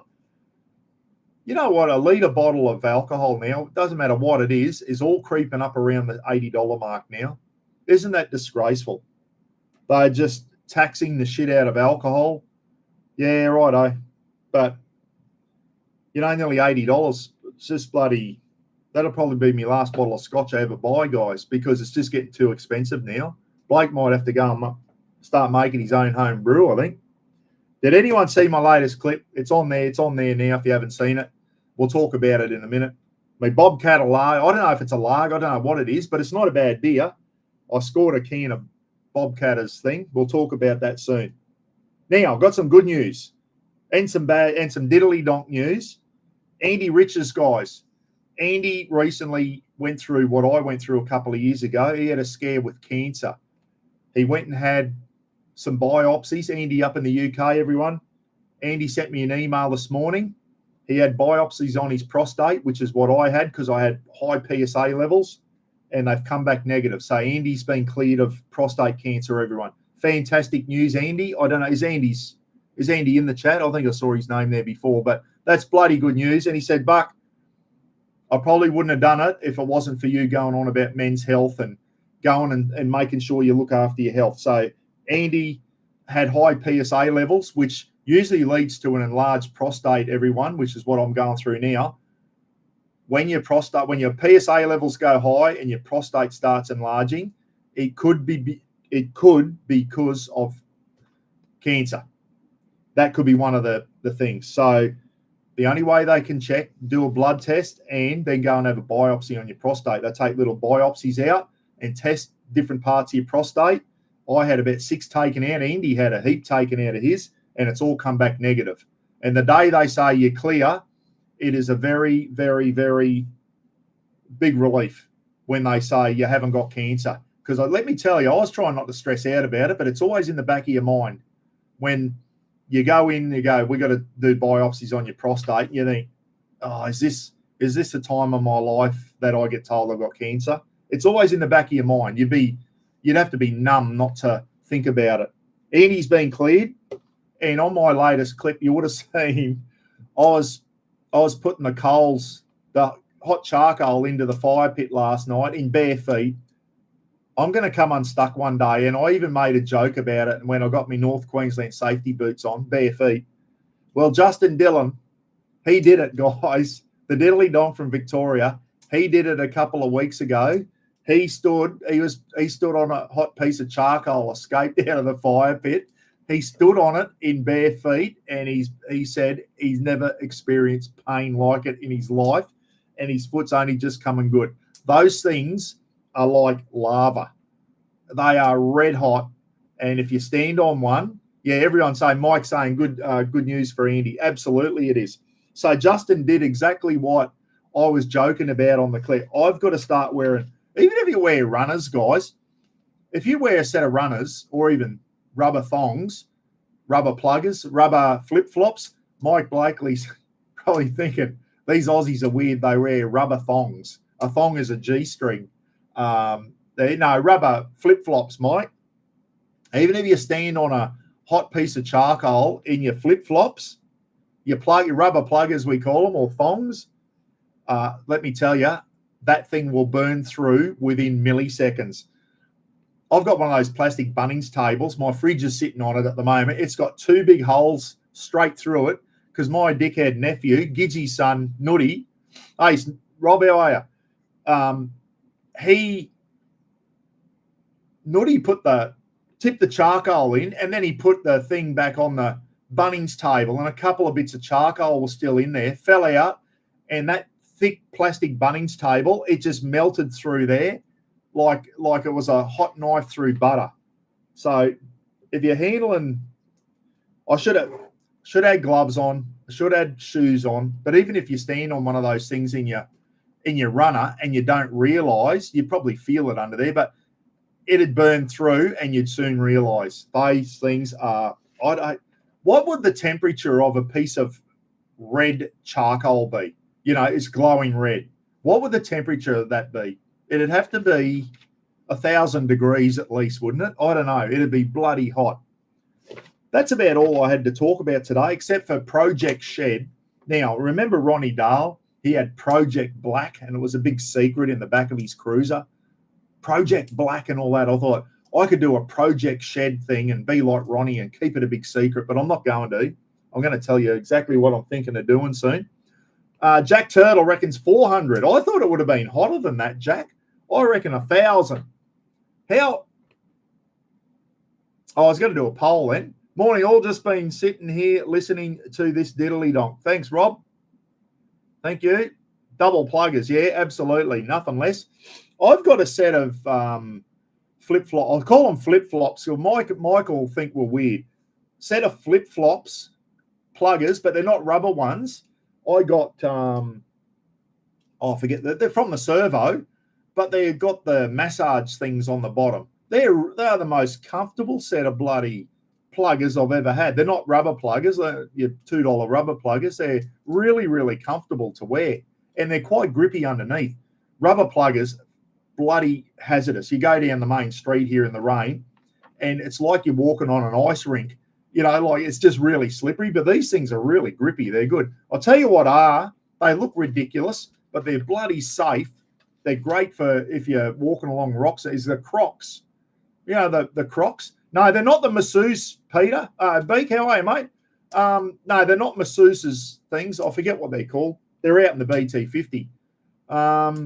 Crocs are really grippy. They're good if you go boating, guys, and you want to, a slippery surface on a boat. Crocs are bloody grippy.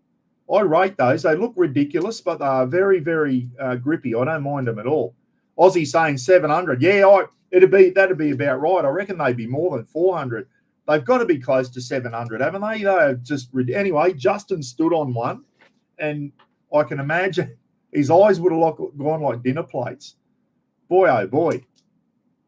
Yeah, Rob's saying, glad you're okay, Andy. That would have been worrying. Yeah, so Andy's been cleared.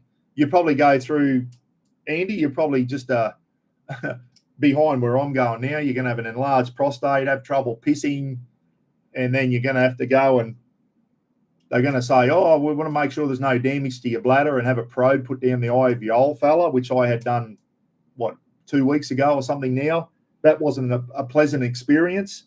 And now I've got a decision to make, guys. Do I take the plunge and have that operation where they cut your prostate to take the pressure off your pee tube so you can pee properly? I took a tablet last night. It's a piss tablet. I don't know what the proper name is, a piss tablet, and it made me pee better. So I got to get into the habit of taking them. Trouble is, you can't empty your bladder properly because your prostate's pushing on your urethra, and you can't empty your bladder, everyone. That's why you got to go to the toilet so much. And this pee tablet, I don't know what it does, but it allowed me to empty my bladder properly. So I've got to get into the habit of taking one every morning, and maybe if they do the job, maybe I won't need to get that operation. But a few people in the chat room and have sent me messages that said, get it done, Buck, it's life-changing. So I don't know. I'm not going to get it done right now, but if I get to the stage where I just start getting so frustrated with peeing, guys, I'll take the plunge and get it done. I will. A quarter of a Viagra stops you pissing on your feet. Yeah, Aussie, it's like, as I said last week, mate, and I'm not trying to be funny here. When you're busting, and it feels like you could bloody hit the light on a telegraph pole, and you end up tinkling on your toes, mate. So it's frustrating. It really is. Andy is on. G'day, Andy. How are you, mate? That's fantastic news, Andy. It really is. Really good news. Hey, before we get in and you can ask some questions, guys, we'll get off the Trump. I upset people when I talk about Trumpy. Now, listen, I'm not totally against Trump. He's done some stuff when he started signing these executive orders. He did some stuff that I really agreed with, but I just think he's gone rogue now. He's gone rogue. He's just, anyway, I don't trust the guy, and nor should Australia. And I said this when he first got, I said, Australia needs to keep the US at arm's length at the moment. Just sit down here, mind our own business, and hopefully we won't get bloody slugged with too much from the USA. The only thing, we don't import a lot of stuff from America, vehicles, Dodge Rams and that, and our defense things. We import a lot of American defense stuff. We're getting the HIMARS, rocket artillery system soon, a lot of our missile upgrades, Tomahawk cruise missiles, and all our extended range AASMs, on our F-18s and our F-35s, long range missiles, all come from America, guys. So we are militarily relying on America, and I hope Trump realizes that. And some Democrat got up in a thing the other day and said to the guy who did the tariffs, not Trump, his right-hand man, and said, why are you tariffing Australia? One, they're one of our best allies. We rely on them for our national security. And he's talking about Pine Gap, everyone, and the fact they're bringing in 16,000 Marines and all their equipment and going to station them in Darwin. They're doing up Tyndall Air Force Base so it can take B-52 bombers. We're doing up HMAS Sterling so it can take nuclear submarines, and the British and Americans are going to start rotating their nuclear submarines through Fleet Base West here in Australia. So they've got a foothold in the Indo-Pacific. So it's not just about protecting Australia. The US are worried about the Indo-Pacific. And what's the big country down here that is very close allies with America, where they can put their military here and have it as a massive aircraft carrier, if you want to call it that? Australia. So someone needs to remind Trump, hey, leave the Aussies alone. They're vital to our defence. And we are. And they're vital to our defence too. It's a two-way street. I get that. Just because we don't, they got the shits because we're not taking their beef and pork. We don't need to. And we got strict biosecurity laws. And so we should have, guys. We cannot allow we've got to be very, very careful with importing raw. You know what it's like, you're on an aeroplane, ever come back from overseas? If you've got any sort of fruit, raw meat, nuts, grain, anything on you, you have to declare it. And I'll tell you what, you won't get it through quarantine. We have got the strictest quarantine laws in the world, and so we should have, to protect our flora and fauna down here. If we get someone said the other day, if we got, what's the mad cow disease ever got into Australia, you're looking at 40 billion plus hit to our beef industry. That's why we don't import American beef and pork, okay, because of our biosecurity laws. And we don't need it. We've got enough of our own. We've got the best beef in the world. We don't need to import American beef. So there you go. Now, I'll get off that one there. But, yeah, that Democrat bloke said, we've got a surplus with Australia. So we import more American stuff, military stuff mainly, than what America's in a surplus with Australia. Okay, so I know they're in a deficit with China and a lot of other countries and that. Not so with Australia.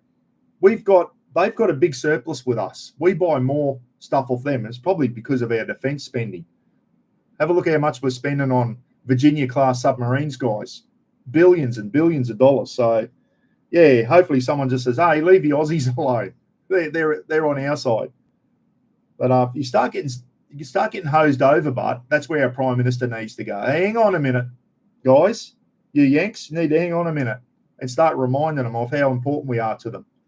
So, Project Shed, let's get on to it. I'll do a Ronnie Dale. I'll call it Project Shed. Now, as you know, I've got a Jackery power supply, everyone. It's a good bit of kit, and I can power my house when there's a blackout. Trouble is, doesn't get my house through all night. It will if I went and unplugged my freezer and one of the big fridges and some other stuff around the house. It'd get me through all night. If I just want to run one fridge and a ceiling fan, a couple of ceiling fans, it'd probably get me through all night. I want to be able to just keep my house running all night. Everything like I've just got 240 volts. Plug the Jackery in. I know it works. I need to boost the power to that Jackery. Now, how can I do that? Yeah, I could spend $2,800 on one extra battery, and I'd probably have to go and buy two batteries. And then you'd have to be a millionaire to be able to afford to do that. You can do it by using normal lithium batteries, everyone. And this is where I'm going with that. Steve, if you're watching, I got an email the other day from Lee Time. Forget her name. Said, oh, we want to work in with you. You've got a great YouTube channel. We want to work in with you. Obviously, Lead Time are trying to get a foothold here in Australia. They've got lithium batteries, everyone. LITIME. Steve from Soar Adventures has got a thing on there. So I looked at it and I said, oh, yeah, all right. You've sparked some interest, but I'm going to need inverters. And I know over in America you can get lead time inverters, lead time monitor, all this type of ancillary. At the moment in Australia, all you can get's a lithium battery. So they came back and went, no, we've only got lithium batteries. And they offered me a 100 amp lithium battery or a 280 amp lithium battery. And I thought, the 280 might do the job, and then I thought, no, I don't want to. So I said no. I said, no, don't worry about it. I'm not just going to get a free battery for the sake of it, and then I'm going to sit down and have all other bits and pieces and all that. What I'd like to do, everyone, and I've made my mind up, I don't need to do this until next cyclone season. Cyclone season's finished here. Thank God we can breathe a sigh of relief. We didn't get smacked by a big one again this year. But doesn't mean next year it won't come. I want to be able to get a power station set up in my shed so that I can power my house after a cyclone. How do I do that? A big 300 amp lithium battery maybe, which is like buying another two Jackery batteries.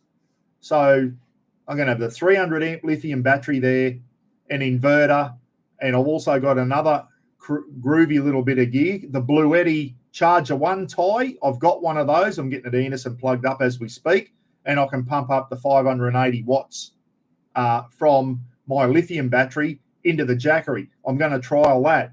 I don't know if 500 will be enough.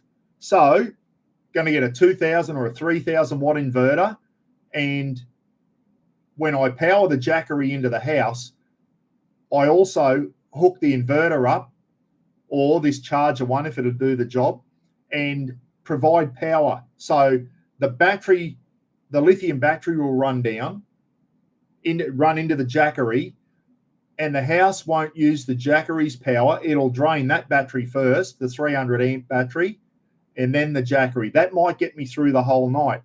Hey, listen, if 300 isn't enough, I can put another 300 on there in parallel and give me 600 amps. That will work. I know that will work. But then the problem I've got the next day is, how do I charge it up? This is where I would need my generator and a high capacity, something that pumps in a lot of amps, guys. A 15 amp, I'm going to try and charge 300 or 600 amps of battery from a 15 amp 240 volt charger. That ain't going to work. I have not enough hours in the day to do that. So I need to get a big... Here's another one for you, Ty. How come all your DC chargers can pump in 40 and 50 amps, but all your 240 volt chargers, like little 20, 15 and 20 ampers? I don't know. I've got to see if there's a nice big high amp capacity 240 volt charger that I can run off the generator to power those batteries up and get me ready for the next night. So I've got a lot of research to do, everyone. Basically, what I want to do is have, say, a 300 amp battery sitting on my bench, and on that backboard that I've painted up and whatever, there's going to be an inverter. There's going to be a solar controller there. There's going to be a display so I can see what my battery's doing, how many amps are coming out, how many amps are coming in.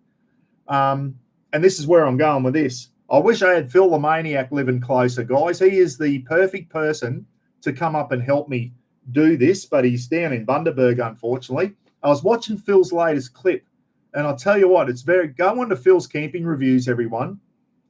And this is where I'm going with this. 12 volt solar panels don't cut the mustard. They're okay if you want to charge up your 120 amp hour battery in the back of the BT50 or whatever. They're fine for that. When you start getting into large lithium battery setups, 12 volt solar panels, unless you've got a lot of them, don't cut the mustard. What Phil the Maniac's done is he's used basically a higher voltage house solar panel, which can put out higher volts. And I'll tell you now, and I've tried it, you try and put in 12 volts from a battery to the Jackery, just using 12 volts, and you get in 100 watts. That is it.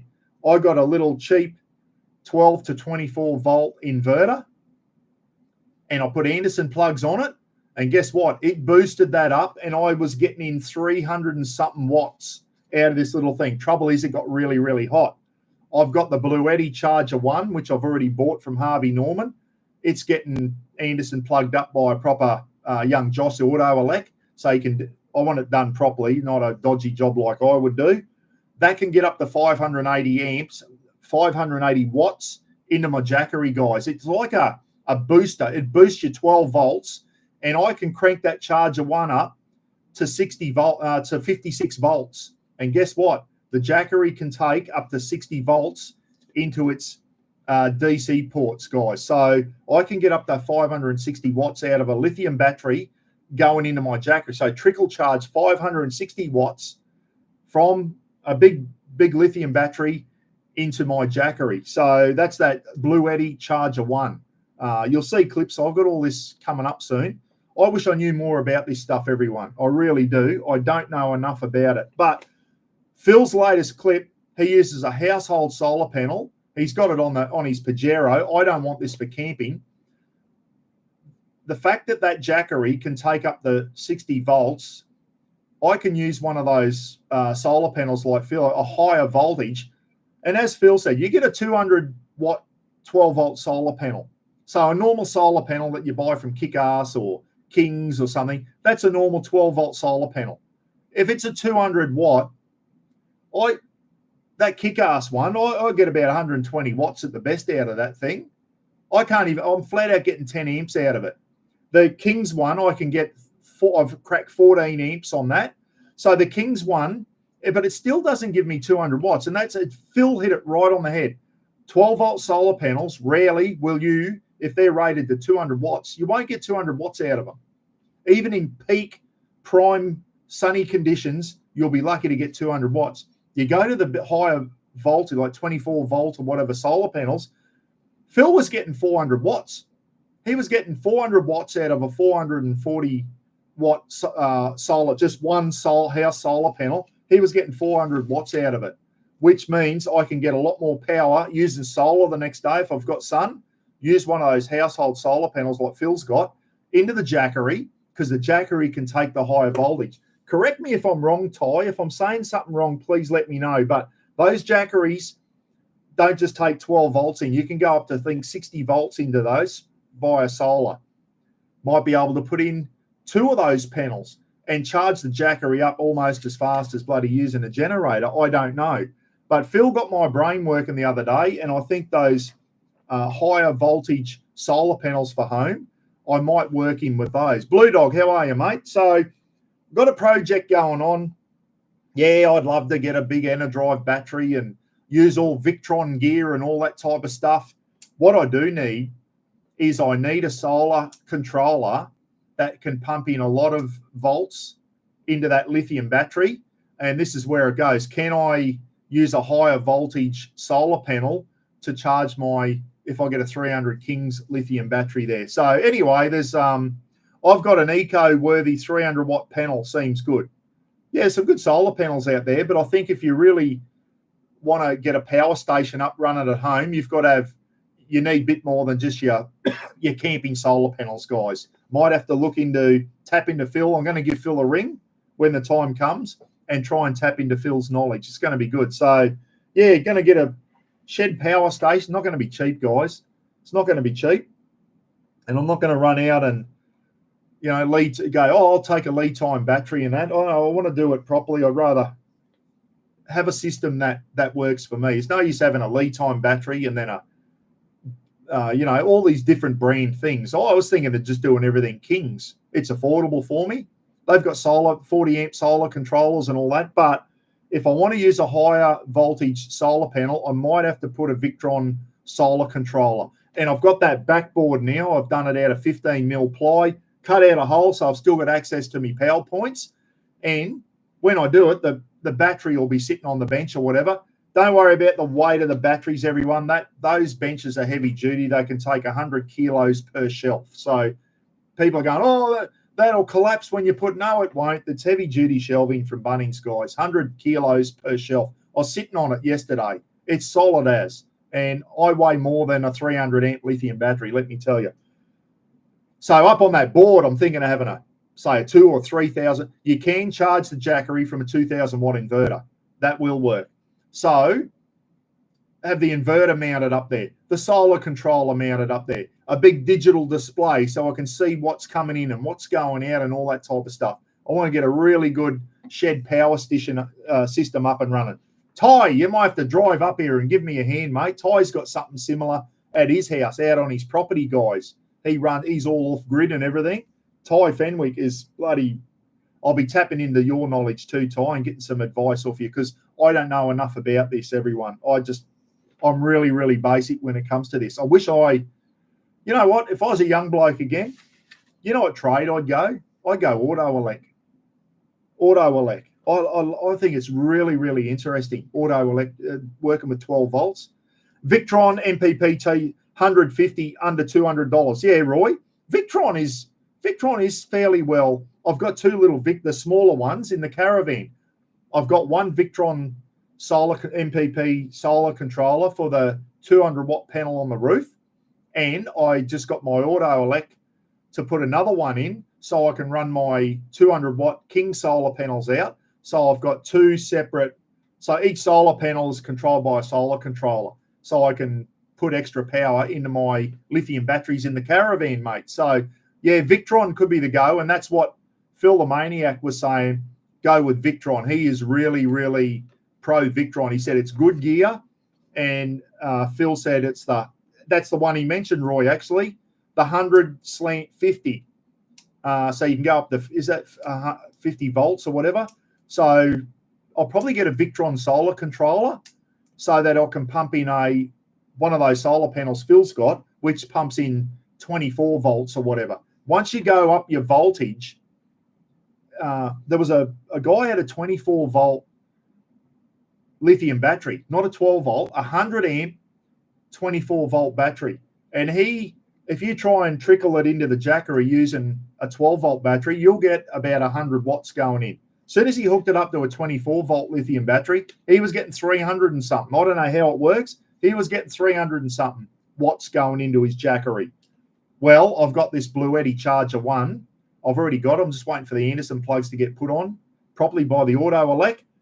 That can go up to 560 watts. So if I want to trickle charge my jackery, I can hook up the Blue Eddy Charger 1 via the app on my phone and trickle charge the jackery while it's powering the house with 560 watts coming out of the 300 amp battery. So I can trickle charge that way, or if the jackery starts getting low, I can use the inverter and fully charge it up using the inverter. Or as soon as I start using it on the house, turn the inverter on and just keep the power continually going in, which is what Steve said would probably be the way to do it. So lots of clips coming up. I love experimenting with all this stuff. But, yeah. Do Kings do a DC to DC wiring kit? Mick, yeah, but they probably do, mate. So I'm going to go up. The manager at Kings in Cairns actually follows me. When I walked in, he goes, "Hey, Buck, how are you? I follow you on YouTube." And he's the manager, the store manager at the Kings Superstore in Cairns. It's a beauty. It's like one of your big King stores. And I'm going to go up and pick his brain too. I'm going to walk in there when I've got the money and go, "Righto, mate, this is what I want to do. What Kings gear could I use?" And, you know, those Kings lithium batteries, guys, I think they're as good as any other cheaper battery on the market. They do the job. That little 120 amp hour one I've got in the shed is going like a beauty. All right. And Simon from Lock Your Hubs, he pulled one apart, tested it, the 120 amp hour battery, and he said, "I can't fault it." He said it's a good battery for the price. You can get a 120 amp hour Kings battery now for $300 and something, guys. Lithium battery. I went into a shop the other day and they had some big market brand that I never heard of. It's like your next one up from Enerdrive. They wanted $1,600 for a 120 amp hour battery. I thought, nah. How many 120 amp hour Kings can you get and hook up in parallel for the same price? Absolutely ridiculous. ATG batteries from WA has good sales and free postage. ATG. Mate, they'll be going hard to beat Kings. That's my price range, guys. I live off an army pension now, guys, and bloody my price range is Kings.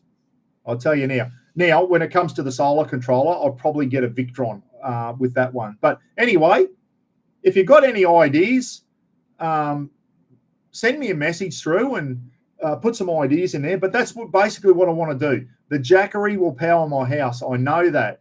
And what I did is I've got to go from 10 to 15 amps. I've gone out and bought a proper amphibian, guys, an RV Caravan amphibian. So I plugged the 10 amp bit into the jackery and then put my 15 amp lead into the amphibian, not that one that I had. That was falling out. So I've got a proper RV amphibian and then run my 15 amp leads into the house, plug them into the generator port.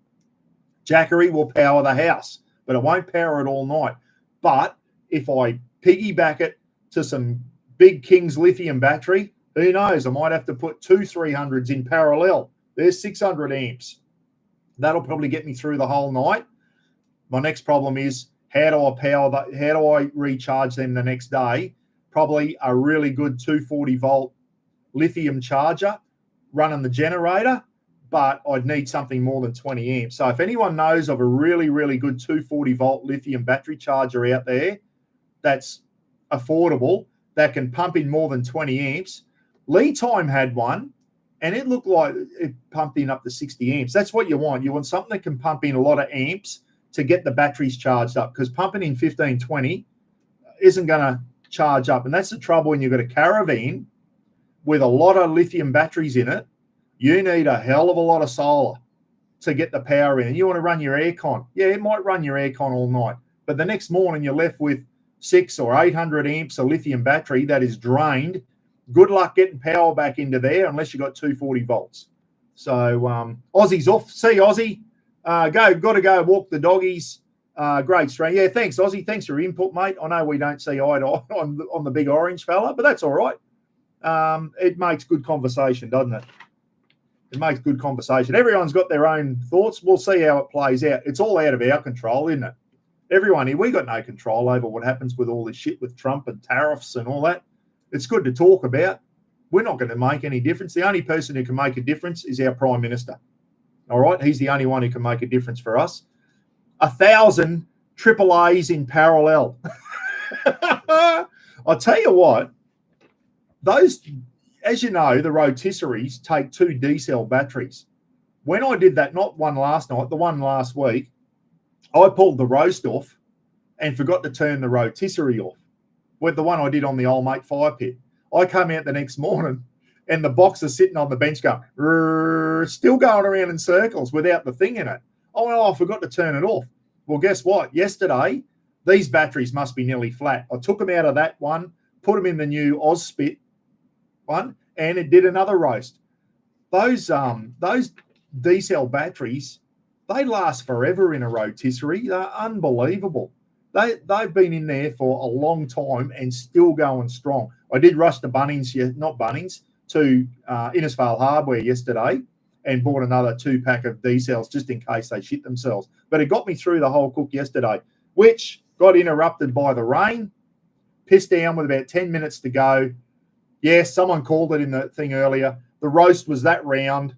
If you're going to do spit roast, guys, make sure your roast is smaller because it was too big. It was too big to cook inside. So it pissed down rain on me. So I ran in and we threw it in the oven for another half an hour, come up nice, and we ended up having a nice meal. So it wasn't all doom and gloom last night, but if you're going to do a roast beef over the rotisserie, just use smaller ones. Use a couple of smaller ones. They'll cook a lot better than trying to do one that's about that round because by the time the inside cooks properly, the outside's burnt. So, but that's the trouble with rotisseries. But it is a good way. It's a good, fun way to cook. Don't take your eye off the charcoal, guys. You've got to keep that going because if it goes off the heat, it puts you right behind the 8 ball. Anyway, guys, what have I been on for? An AL42. That's long enough. That's about all I want to talk about. Project Shed. I've got the bench up and running now. I've got the backboard. I've painted it all up. It's good to go. So between now and next cyclone season, I'm going to start working on me project in the shed and getting a power station set up so I can back my jackery up if my house loses power. A lot of people are, why don't you just run your generator? I don't want to run my Jenny at night, guys, and piss the whole neighbourhood off. I'll run the generator during the day.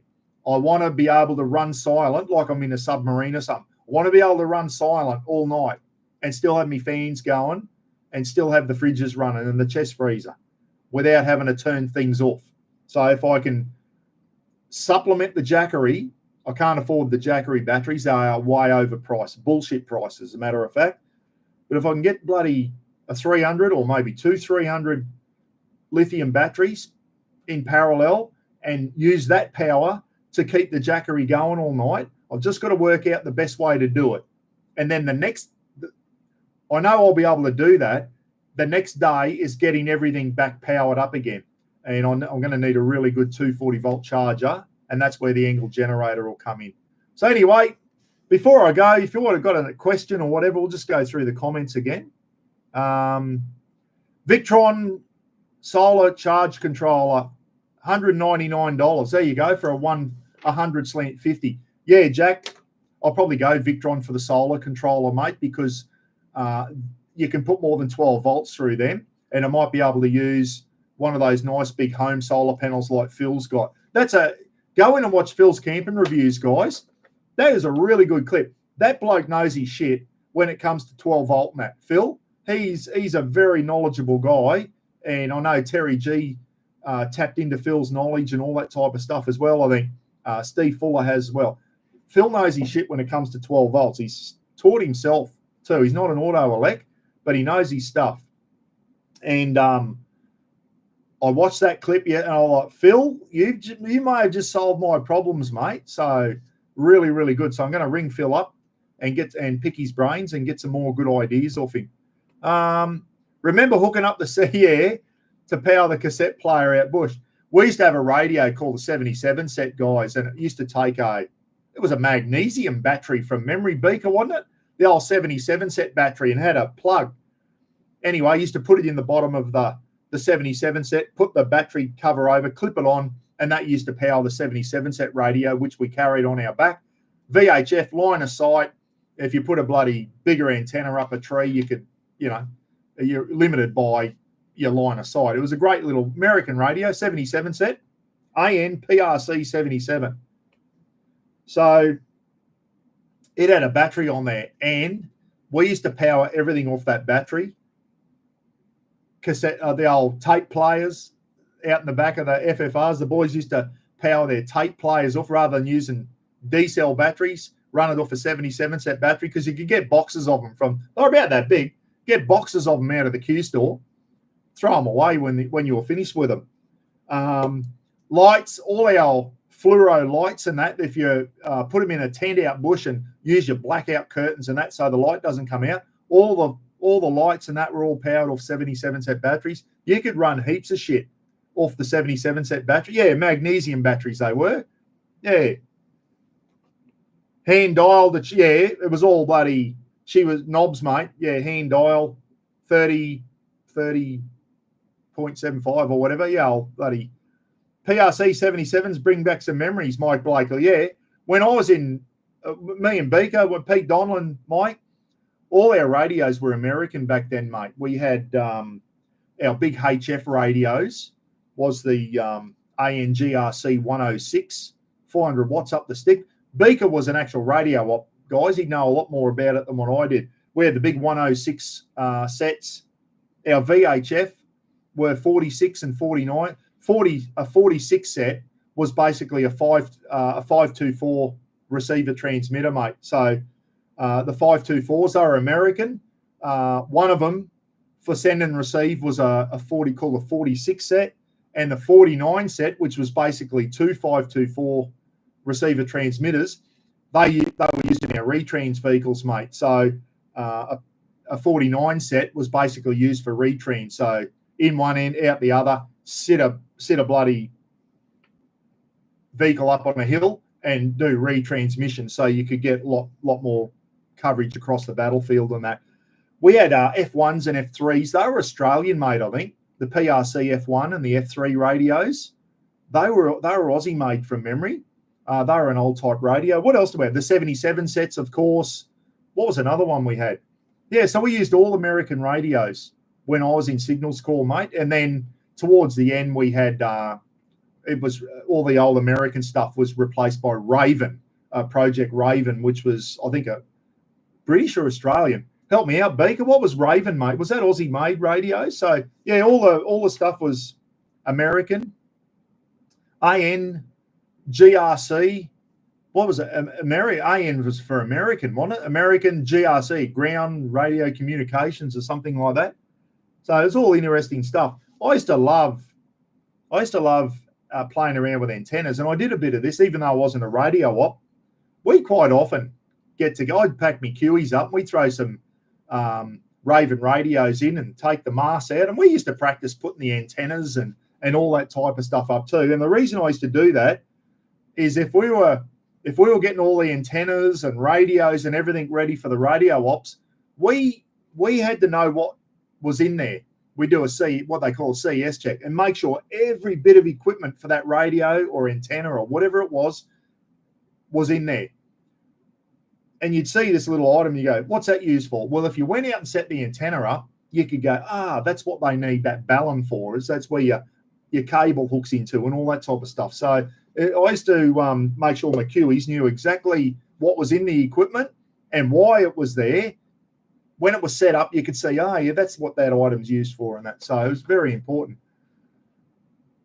Mostly ending with ouch. Yeah, exactly right. Anyway, guys, no one's got any questions, so everyone's off. Enjoy the rest of your week. I miss those days, the old Signals days. It was good stuff.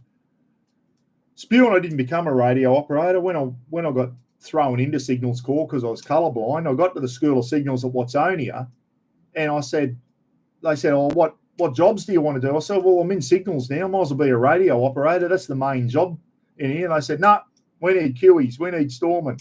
You're going to be a Kiwi. Like, I just didn't have a say in anything what I did when I first joined the army. I just got, you're going here, you're going there. This is what you're going to do. This job, what you're going to do. Then when you fully get qualified and get ready for your first posting, where do you want to go? I want to go here and there. They send you to Sydney instead. So the SMG site doesn't display, no, it doesn't.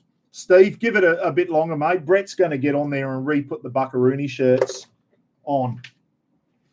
So I'm sure Brett took them off when I closed the old channel down. Brett took them off the website. I think he's going to put them back up, guys. That's the lime green one. There's yellow. There's bright orange. The bright colours look really good. Mr. Buckaroony. Got the cassowary on the front. Gidgey come up with that idea. He said, Paul, you need to put something on your shirt that signifies far north Queensland. And I thought, it's going to be a crocodile or I thought, I know, I live on the Cassowary coast. I'll put a cassowary up there. So that's why the cassowary's on there, because I live on where I live, guys, is called the Cassowary Coast.